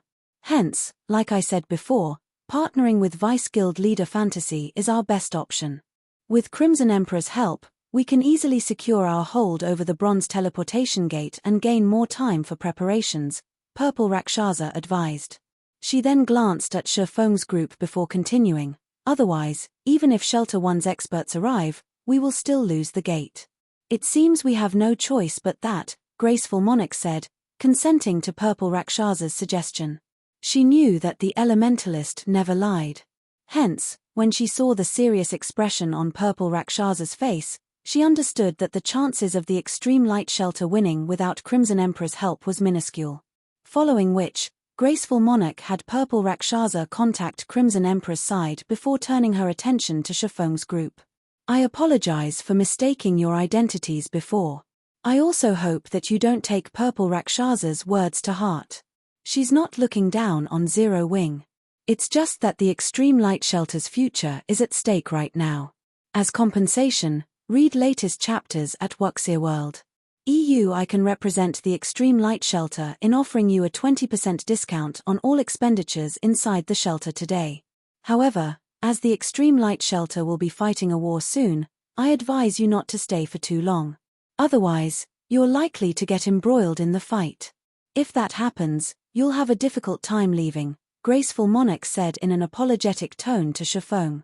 Meanwhile, just as Shifeng was about to say something, Purple Rakshasa suddenly walked over with an excited look on her face.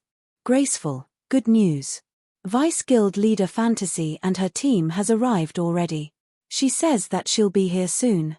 At that time, you can negotiate the partnership with her, Purple Rakshasa said, looking at Graceful Monarch.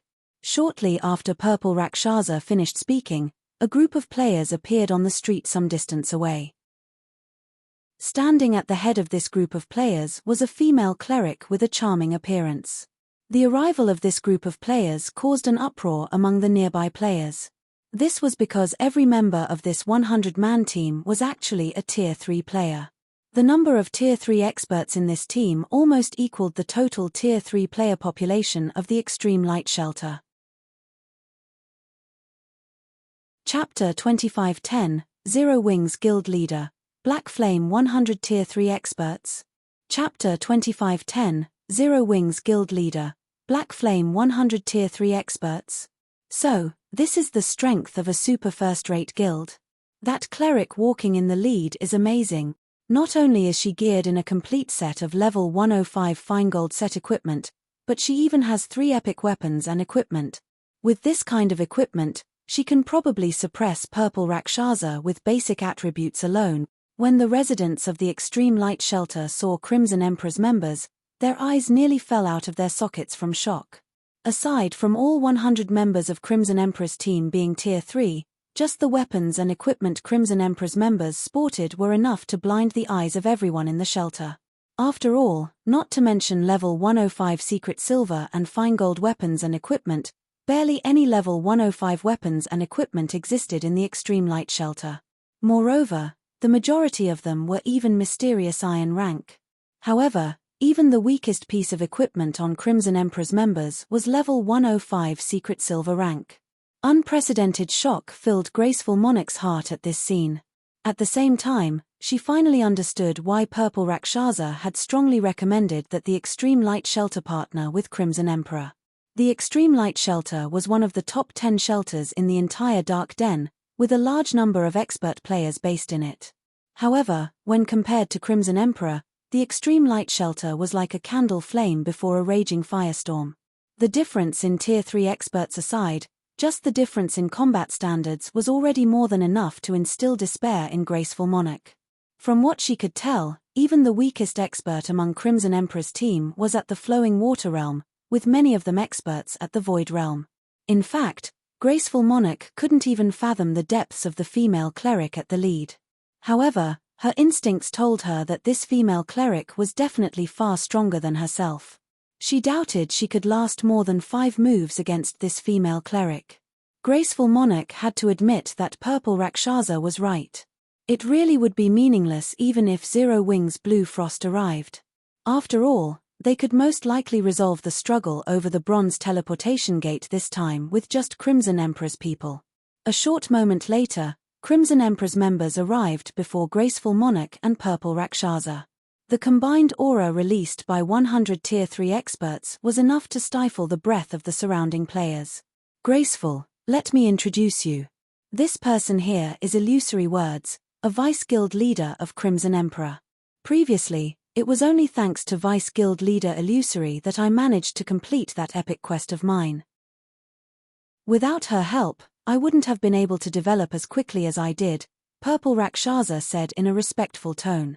So long as we have Vice Guild leader Illusory's help, we definitely won't have a problem defending the Bronze Teleportation Gate. Purple Rakshasa had personally witnessed Illusory Words' strength before. Back then, with just her own strength, Illusory Words had suppressed a Grand Lord of the same level. If not for the excessive HP of level 100 plus Grand Lords, Illusory Words would have been more than capable of soloing it. Illusory Words' strength was something Purple Rakshasa had been seeking to attain all this time. Compared to Illusory Words, the Dark Den's top-ranking experts, such as Blue Frost, were nothing. Greetings. I am Graceful Monarch, the commander of the Extreme Light Shelter's #1 adventurer team, Graceful Monarch said, introducing herself. I believe you already know about the struggle over the Bronze Teleportation Gate. On behalf of the Extreme Light Shelter's various adventurer teams, I hope that you can assist us in defending our Bronze Teleportation Gate. The Extreme Light Shelter is willing to offer 30% of the gate's slots to Crimson Emperor for the successful defense of the gate. May I know what you think of this proposal, Vice Guild leader Illusory? The main function of the Bronze Teleportation Gate was to facilitate travel between the Dark Den and the outside world. However, the gate limited travel to a maximum of 1,000 players daily. It naturally held an incredibly huge temptation for the Dark Den's players and the players of the outside world. As a result, the gate had become the Extreme Light Shelter's main source of income. However, as luck would have it, powers in the outside world had somehow obtained a key that could control the Bronze Teleportation Gate and gained the right to contest for the gate's authority. Fortunately, the Extreme Light Shelter was the one responsible for activating the Bronze Teleportation Gate and held a dominant position over it. Hence, the extreme light shelter could send as many players as it wanted to defend the gate. On the other hand, the key allowed its user to send only a maximum of 5,000 players to contest for the gate.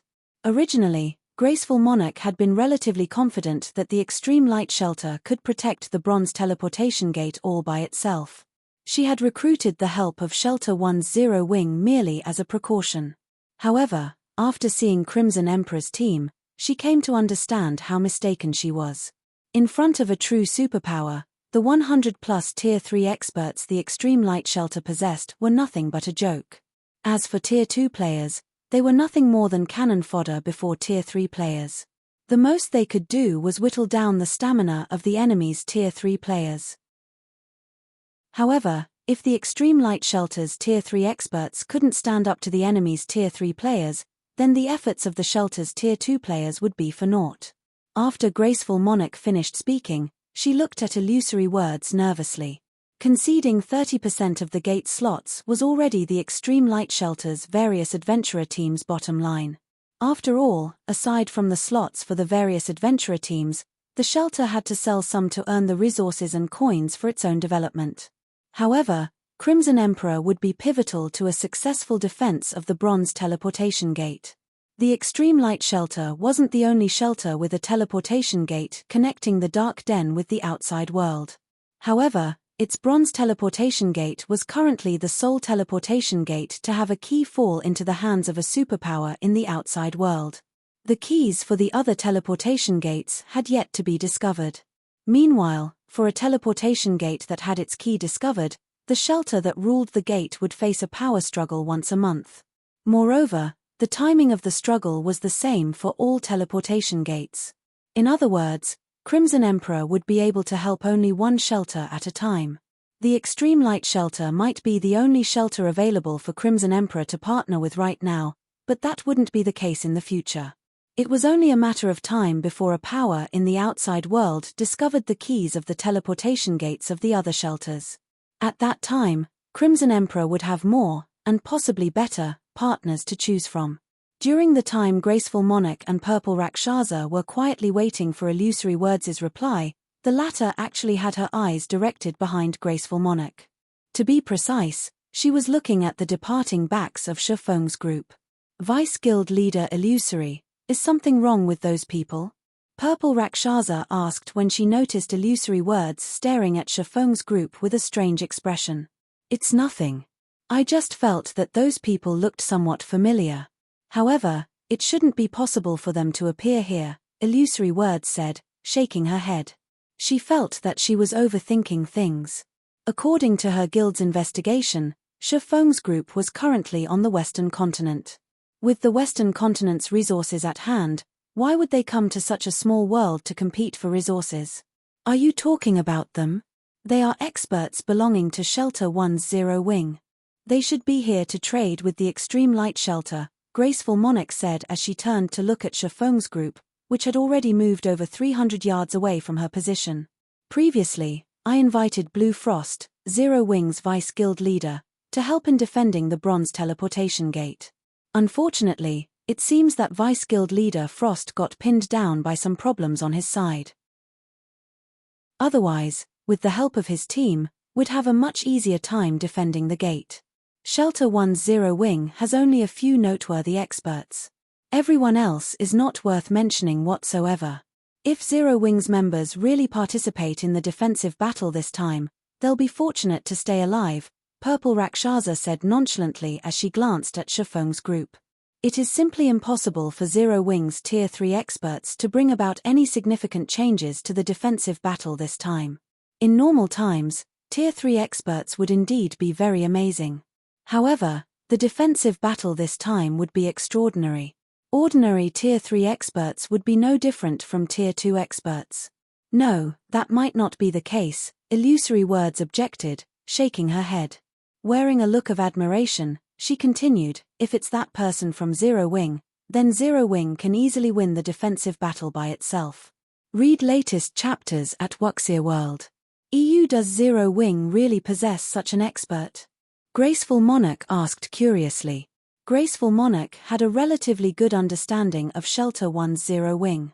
Among the guild's members, the strongest was Blue Frost. However, he was only slightly stronger than the current Purple Rakshasa.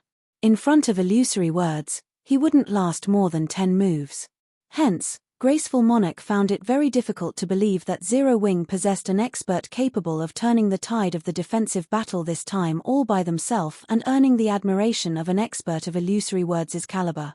Purple Rakshasa similarly wore a skeptical look at illusory words' statement.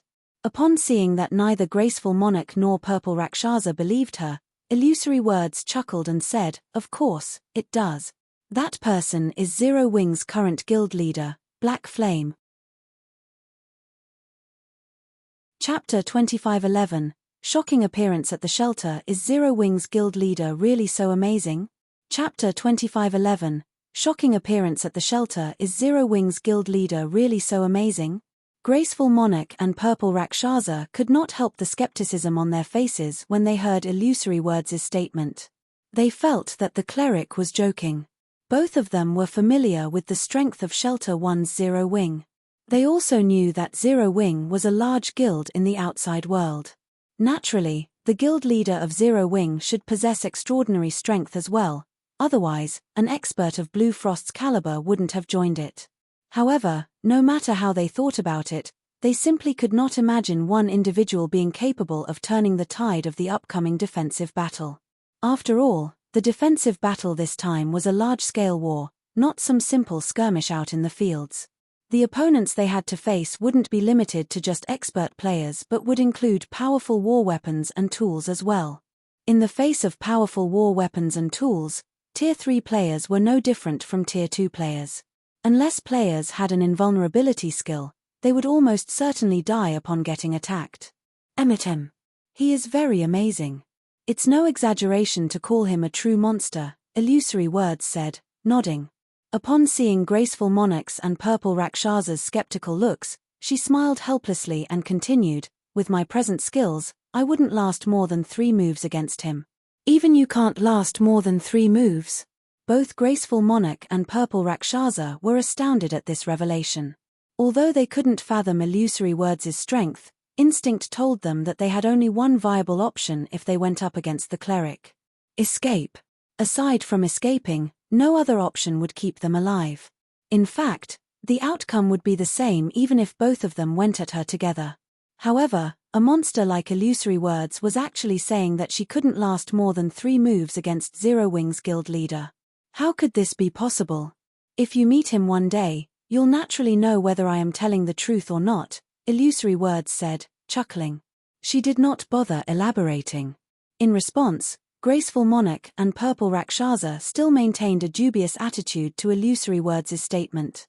However, they did not pursue this matter. Instead, they shifted the conversation to the details of the upcoming defensive battle. During the time Graceful Monarch and the others were discussing among themselves, Shifeng had left the extreme light shelter together with Fire Dance and the others, completely ignorant of the words that Illusory Words had said about him. "Guild leader, are we leaving so quickly? I saw many attribute gemstones on sale at very low prices here. There are even Tier 3 skill and spell books available. It's a huge waste to leave this place so soon," Aqua Rose said when she noticed that Shifeng had no intention of lingering in the extreme light shelter. It would have been fine if she hadn't entered the extreme light shelter. However, after entering it, she discovered that the shelter was a treasure trove. Not only were attribute gemstones 50% cheaper than on the Eastern continent, but even Tier 3 skill and spell books, which were incredibly rare on the Eastern continent, were available. Although these Tier 3 skill and spell books were all for ordinary skills and spells rather than control or AoE skills and spells, if put up for auction in the various kingdoms and empires, they would still cause a huge uproar. Tons of people would vie to purchase them.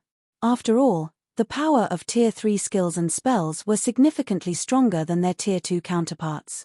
They would be of great help to players when dealing with both players and monsters. Yes. We need to leave at once. Those attribute gemstones and Tier 3 skill and spell books might be precious, but we have much more important things to do, Shifeng said. The Dark Den was a special other world. Originally, He thought that it would still be some time before the main continent's various powers started extending their hands toward the Dark Den. He never imagined that not only had the main continent's powers discovered the Dark Den so soon, but there was even a means of travel between the Dark Den and the main continent already. Others might not realize the implications of this matter, but Shifeng, who had a profound understanding of God's domain, knew just how frightening this matter was. In fact, it wouldn't be an exaggeration to say that the various powers would go crazy upon realizing the Dark Den's benefits. Skill and spell books at the Tier 3 standard and above were incredibly rare in the outside world. Players wouldn't necessarily obtain one even if they raided level 100 plus super large-scale team dungeons. Most other worlds shared the same problem. However, the Dark Den was an exception. Let alone Tier 3 skills and spells, even Tier 3 taboo skills and curses were relatively easily obtainable here. Meanwhile, aside from unlocking the potential of one's mana body, the next fastest way to improve one's combat power would be to learn more Tier 3 skills and spells. Nowadays, competition in God's domain was intensifying, and the various powers were all frantically searching for ways to increase their own strength. With such a perfect opportunity to elevate the combat power of their Tier 3 experts, the various powers would naturally go crazy. While there still weren't many passages linking the Dark Den and the main continent in existence, Shifeng needed to occupy as many advantages in the Dark Den as he could and accelerate Shelter One's development. Only by doing so would he be able to provide Zero Wings experts with a continuous supply of Tier 3 skill and spell books. Currently, although Shelter One's development was progressing relatively smoothly, it barely ranked within the top 10 shelters of the Dark Den. It was quite inferior even to the Extreme Light Shelter. Normally, it was incredibly difficult to accelerate the development of a shelter, as it depended on the effort and contribution of the shelter's residents. To accelerate a shelter's development, one had to raise the quality of the players residing in the shelter. For other powers and players, this might be quite a challenge. For the current Shifeng, however, it wasn't a difficult task at all, because he was already an intermediate master magician, with the ability to construct and strengthen town and city magic arrays. So long as he strengthened Shelter One's magic array and improved its defensive capabilities, the shelter would become a much safer place for players. Then, he wouldn't have to worry about lacking talented players developing in Shelter One. While Shifeng was trying to find a secluded location to use the Seven Luminaries ring to teleport to Shelter One, a series of explosions came from outside the Extreme Light Shelter. They were so loud that they echoed throughout the entire Extreme Light Shelter. What's going on? Shouldn't there still be several hours before the defensive battle starts? Look over there. A group of people seems to be fighting there. Isn't that hovering elementalist Shelter One's Blue Frost? Who are those people around him? They're so amazing. They actually managed to reduce one of our Dark Den's 3 great elementalists to such a miserable state. The players standing guard on the walls of the Extreme Light Shelter gaped in shock as they looked at a nearby plane. This was because Blue Frost and 24 or so other Tier 3 experts were currently surrounded by a force of several hundred players. Moreover, not only was Blue Frost's side at a complete disadvantage, but by the looks of it, it was also only a matter of time before Blue Frost's side got annihilated. Those were Tier 3 players they were talking about.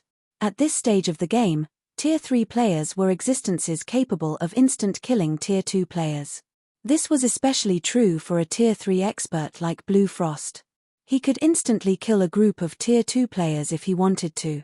Now, however, Blue Frost and his team were actually on the defensive and didn't even have any room to retaliate. Since when did the Sentinel Shelter's people become so strong? Graceful Monarch, who had hurried her way to the top of the shelter's walls, was surprised when she saw the players attacking Blue Frost's team. Others might not be familiar with the several hundred players attacking Blue Frost's team, but she was. These players were experts belonging to the Sentinel Shelter's number 1 adventurer team, whom she had clashed with recently. However, back then, the overall strength of this adventurer team was significantly weaker than Blue Frost's team. The adventurer team also had only a little over a dozen Tier 3 experts. There was no way it could match up with Blue Frost's team at all. Now, however, every one of the Tier 2 experts from the Sentinel Shelter had seemingly activated a Berserk skill. They not only possessed frightening basic attributes but could also fly for short periods. Blue Frost's team couldn't shake off these Tier 2 experts even if they wanted to. Wait, that's not right. All those people from the Sentinel shelter are demonized. Moreover, their demonized ranks are considerably high. Purple Rakshasa revealed a somber expression when she saw this scene. Demonized players were extremely rare in the Dark Den. After her Tier 3 promotion, she had come across a demonized player only once. Although the demonized player was also Tier 3, his combat standard was only at the refinement realm standard. However, she had ended up fighting a bitter battle and had even nearly lost her life to the demonized player. Now, however, the Sentinel shelter actually possessed several hundred Tier 2 demonized experts and over a dozen Tier 3 demonized experts. The Sentinel shelter originally possessed relatively great strength already, ranking among the Dark Den's top 15 shelters. Troubled Times, the commander of the Sentinel shelter's number 1 adventurer team, was even one of the rare few peak experts in the Dark Den. As for the remaining Tier 3 experts belonging to Troubled Times' adventurer team, even the weakest among them was at the refinement realm standard. With all of these players demonized, Purple Rakshasa couldn't imagine how Blue Frost's team could survive this battle. While everyone from the Extreme Light Shelter was discussing this matter, Blue Frost and his teammates continuously lost HP. Frost, have you still not come to your senses? A level 108, Tier 3 Berserker asked as he quietly watched Blue Frost frantically fending off one attack after another. The higher-ups have a very high opinion of you and your teammates' potential, hence, they specifically instructed me to avoid harming you all.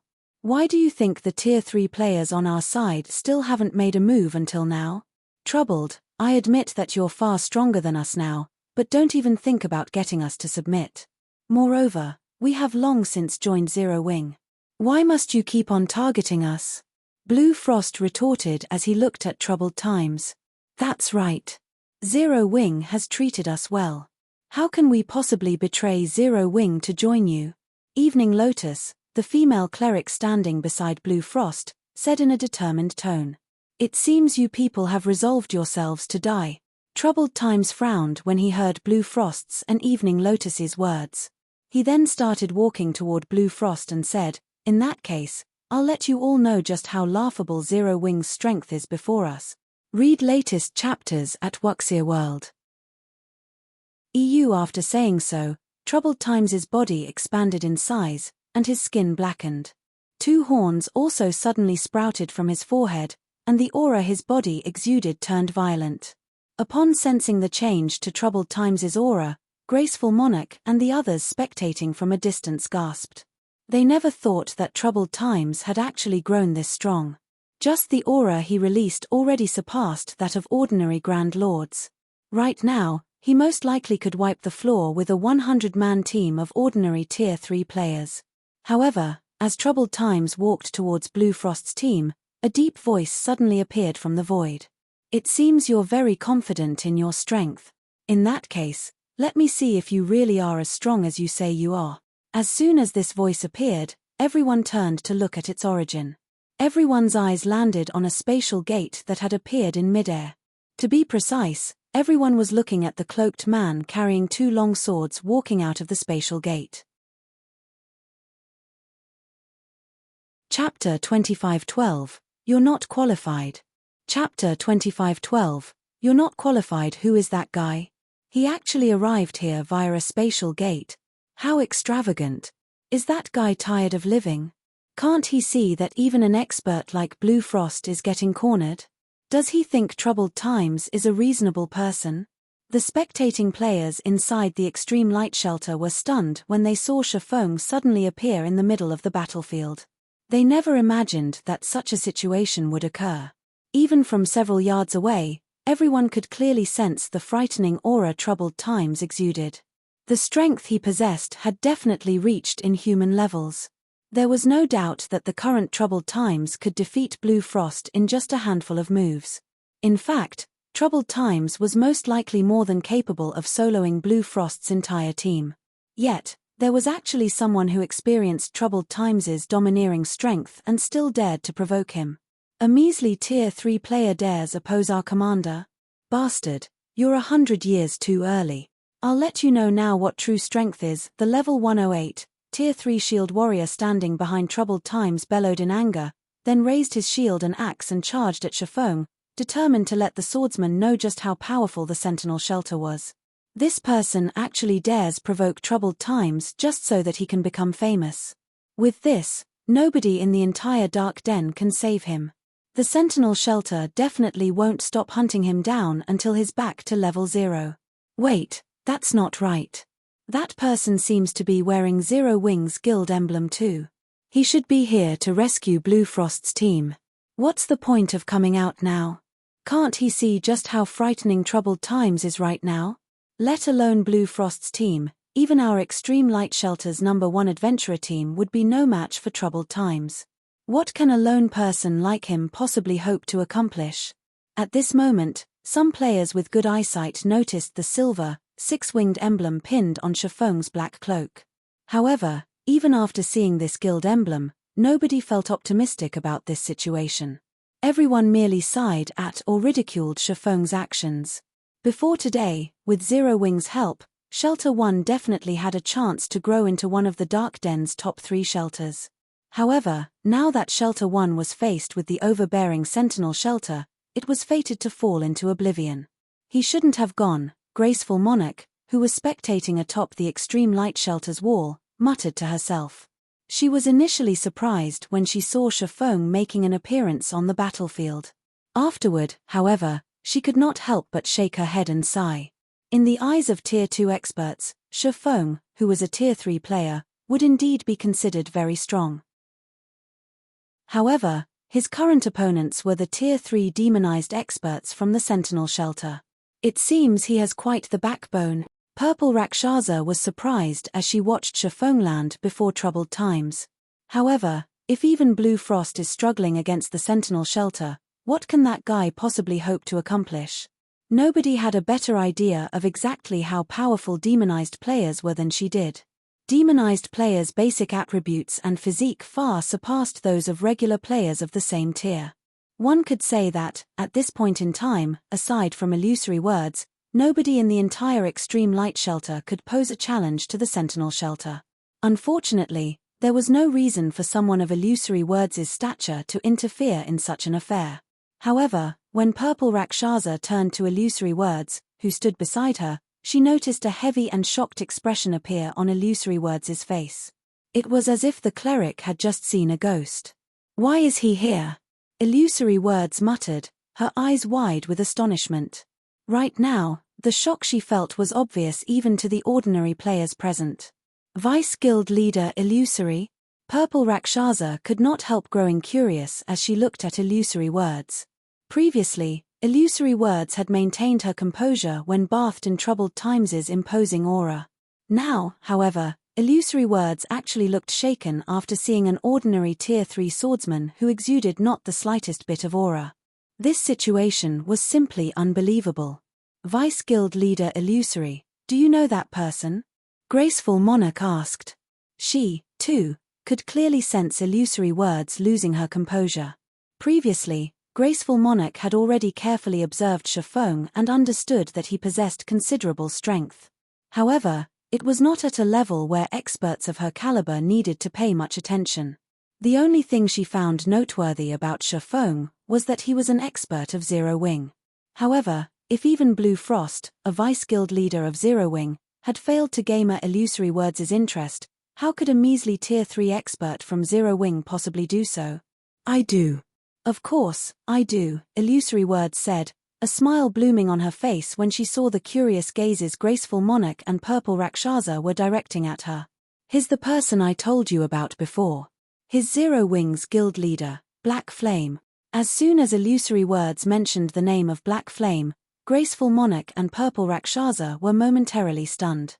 Vice Guild Leader Illusory, you're saying that he is Zero Wings guild leader? Purple Rakshasa instinctively denied the truth of Illusory Words' statement. How is that possible? I met him before. Let alone the aura of a Tier 3 player, even the mana fluctuations he is giving off are very weak for a Tier 3 player. How can he possibly be the monster you mentioned? In God's domain, all expert players would exude an aura of strength. After they reached Tier 3, the mana fluctuations their bodies caused would also become much more difficult to hide. Moreover, even if a player managed to conceal those mana fluctuations, an expert's instincts would still warn them if they were standing before an opponent with monstrous strength. Take illusory words, for example. Despite illusory words having concealed her strength completely, Purple Rakshasa's instincts still warned her against fighting the cleric.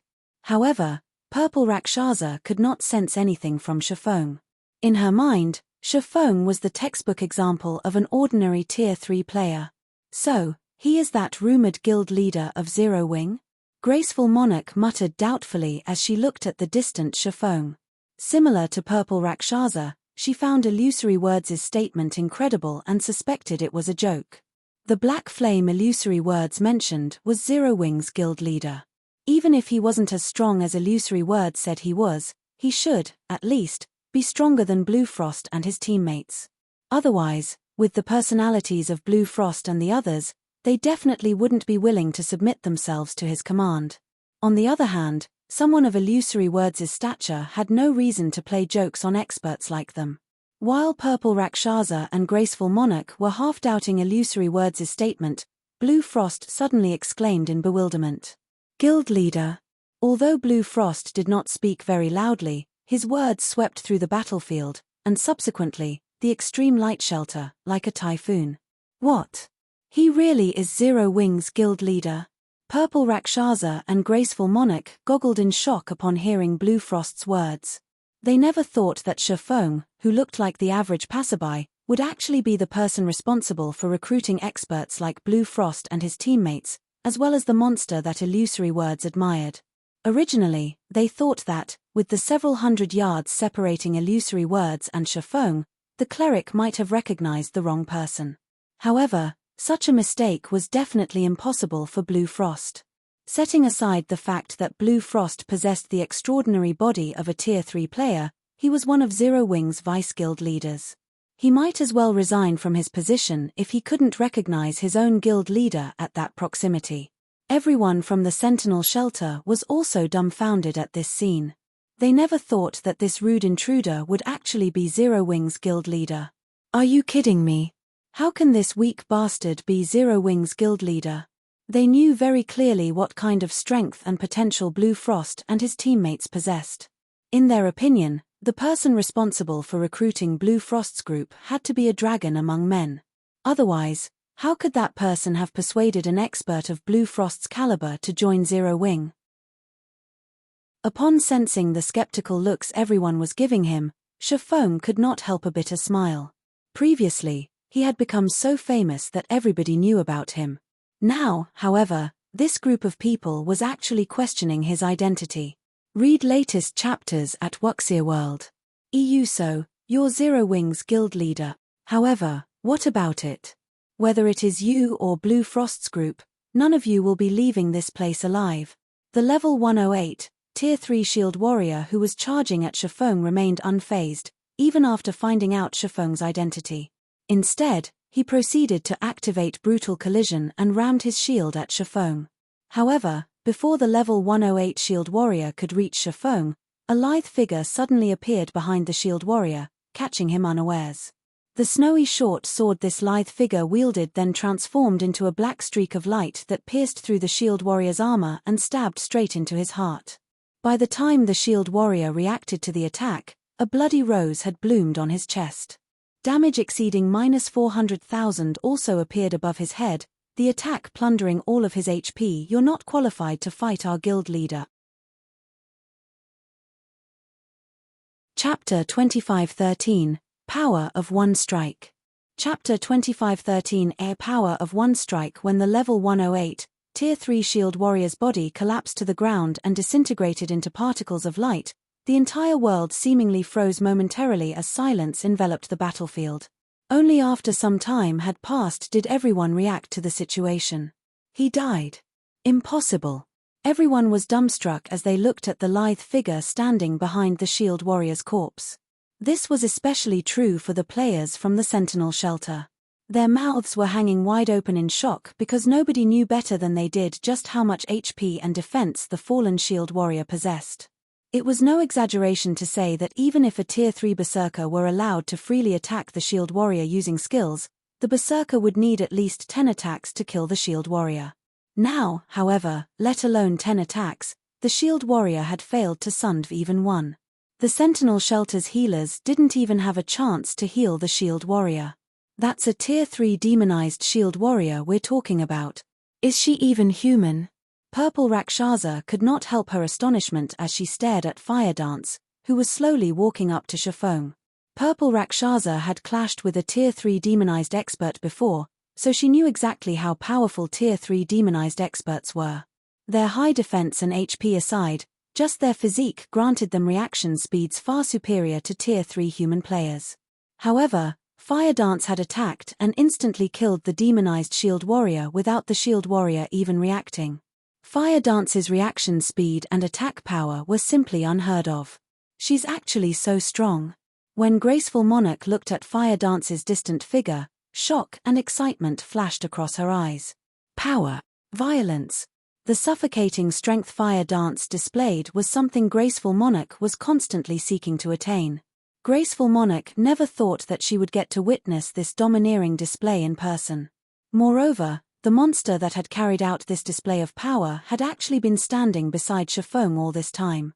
At this moment, let alone Graceful Monarch and the other distant spectators, even Blue Frost and his teammates, who stood behind Shifeng, were stunned by this situation. They never imagined that the people from Zero Wing's main branch would be this powerful. Meanwhile, Troubled Times, who had been silently observing Fire Dance all along, similarly wore an astonished expression on his face. I truly did not expect Zero Wing to have such an expert hidden. No wonder you dare to hinder us, Troubled Times said as he shifted his gaze back to Shifeng. However, if you think you can stop the Sentinel Shelter with just this much strength, I'm afraid you're sorely mistaken.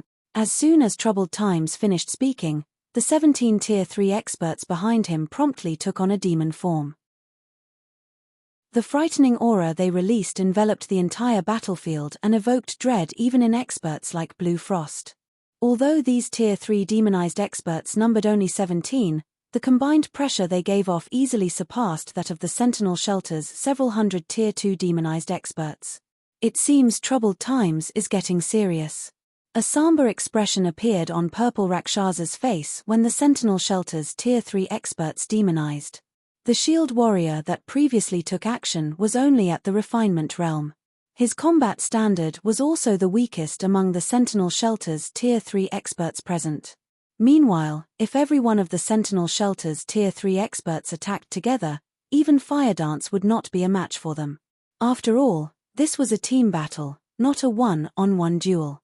Not only could players reduce their defensive blind spots by working with teammates, but they would also have a much easier time striking at the enemy's weak points. Not to mention, the assassin class was at its strongest when it was in stealth. So long as an assassin was discovered, their combat power would be halved. Meanwhile, at this point, Troubled Times and the others had already noticed Fire Dance's existence. She wouldn't have another opportunity to launch a sneak attack. In the next moment, the 17 Tier 3 demonized experts rapidly closed in on Shifeng's group, their positioning leaving Fire Dance no chance to fight them one-on-one. At the same time, every one of them used their trademark moves. Tier 3 spell, Shadow Puncture. Tier 3 skill, Chaotic Slash. Tier 3 skill, Shadow Raid. Tier 3 spell, Flame Dragon Bind. Over a dozen skills and spells flew at Shifeng's group.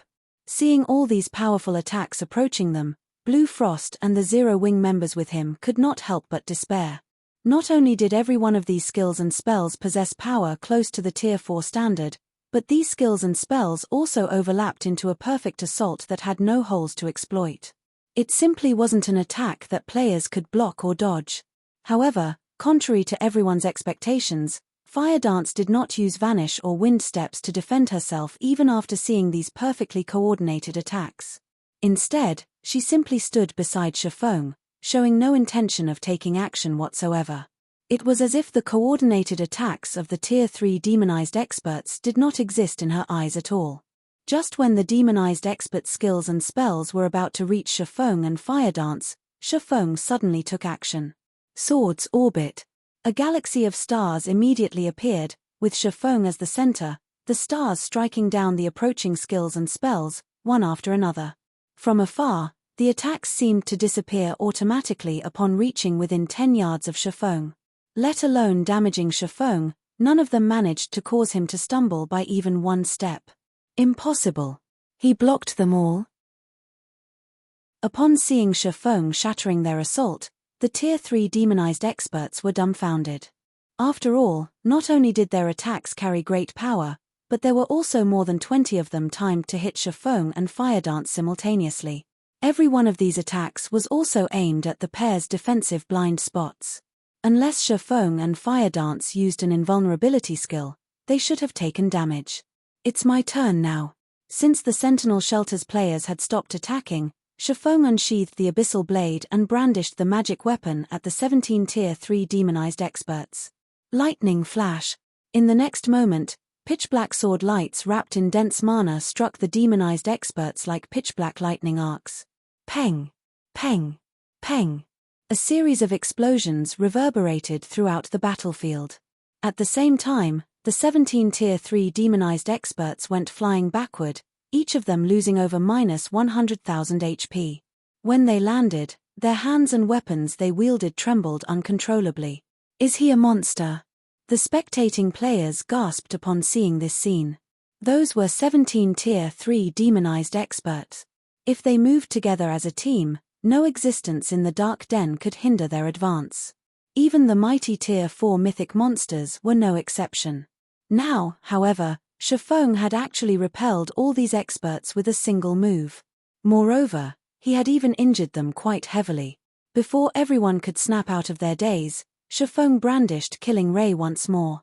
This time, though, he directed his attack toward Troubled Times over 30 yards away. First sword, Light Shadow. Immediately, the phantom of a gigantic great sword appeared in midair. When it descended on Troubled Times, it looked as if a mountain was falling toward the berserker. The AoE of the attack was so large that evasion was impossible. Moreover, space shattered wherever the gigantic sword passed. Troubled Times's complexion turned grim when he saw this attack. He hurriedly raised his war axe and met the oncoming attack head-on. Shatter. Tier 3 taboo skill, Heaven Breaker. Read latest chapters at Wuxia World. EU. In the next moment, Troubled Times's axe also cut space and landed directly on the phantom greatsword. Boom. Along with the sound of an explosion, the ground shook violently. And as if a violent storm had just passed, dust filled the air, preventing those standing on the battlefield from opening their eyes. When the dust settled and the situation on the battlefield became clear again, everyone was dumbfounded.